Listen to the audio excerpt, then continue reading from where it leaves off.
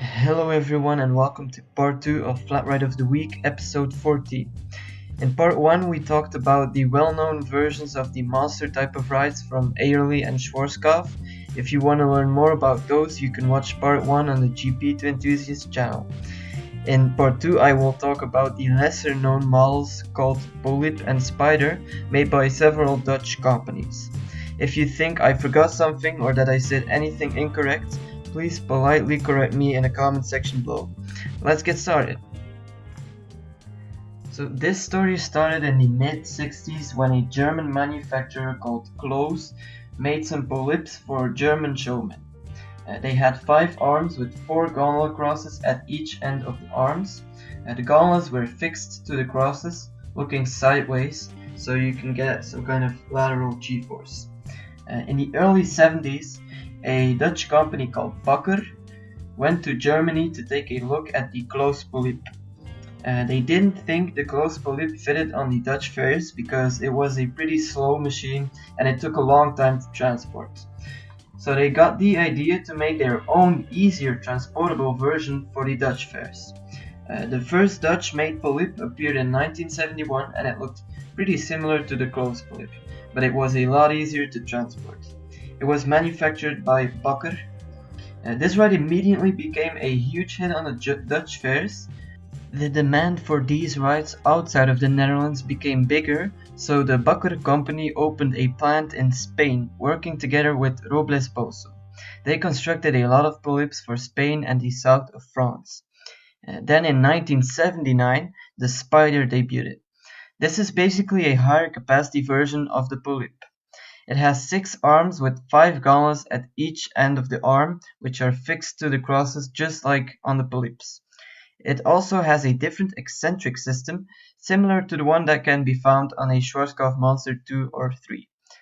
The capacity of the Spider is 60 riders per cycle. Jan Bakker, the owner of the Bakker company, sadly passed away in a car crash in 1980, which meant the end for his company. Robles Boso continued making some polyps and spiders, but not for so long. A Dutch engineering group bought the rights for the polyp and the spider and worked together with Carousel Holland, also known as CAH, so the construction of polyps and spiders could continue. The spiders were produced by a company named Fair Attractions Holland, but just after 1 year of producing spiders, Fair Attractions Holland went bankrupt, and CAH continued making spiders and polyps with the help of other Dutch companies. Their first spider was built in 1984, and it was immediately the biggest spider ever built, and it was called the Big Spider. It had 6 arms with 6 gondolas on each cross, so it had a huge capacity of 72 people per cycle. Only one was built. It debuted at Phantasialand, but it got removed after just 1 year of operation. It then operated in Thailand until it got sold to a park in Bangladesh, where it still operates to this day. CAH built a lot of spiders all around the world with the help of companies such as Huss and Intamin, so they could enlarge their worldwide market. In 1988, they made a new type of spider with spinning gondolas. Only 4 of these were built. The last ever spider was built by CAH in 1992 for a Japanese park. Then in 1996 the CAH company came to an end because the production costs were too high in the Netherlands. So now moving on to the competition.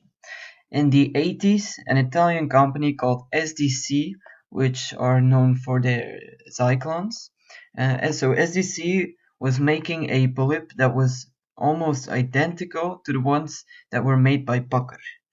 Later in the 90s, SDC got bought by Soriani and Moser, and they kept on producing a lot of polyps but with spinning gondolas. Then later, I think Soriani got bought by Zamperla, but I'm not sure about this. It's really complicated with all those Italian manufacturers. I really don't know the exact history. It's really hard to find. So, but anyway, Zamperla continued making some polyps that were identical to the ones Soriani made with the spinning gondolas. Most of them were sold to Asia, but there is one in Europe that I know of in the Netherlands. And nowadays Fabri produces these polyps. I don't know how it works, it's really complicated and I couldn't find anything on the internet.